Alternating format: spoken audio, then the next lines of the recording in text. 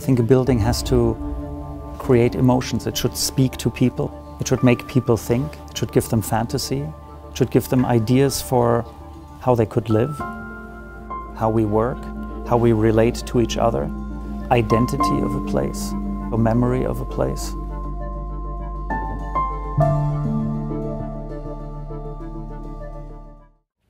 CCTV is one of the largest buildings ever built in the world.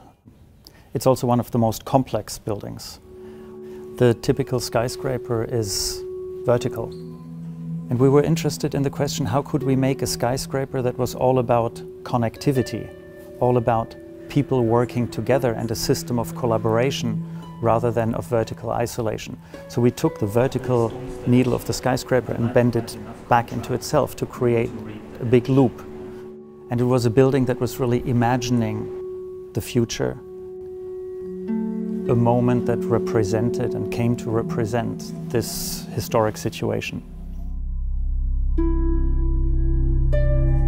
The Guardian Art Center is in a very, very different context. It's in the very center of Beijing, and it's in a location that is actually full of historic meaning.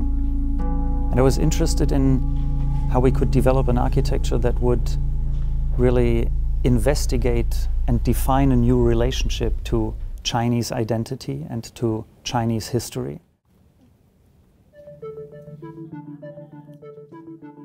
Asia is a fearless context. There's an interest in the future. There's a question of how can we tackle the challenges of the future in new ways.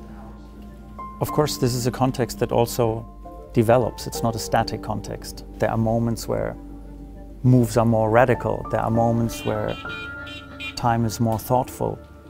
That's a very inspiring context for an architect to be able to participate in and to develop prototypes for the future of how we live or how we work.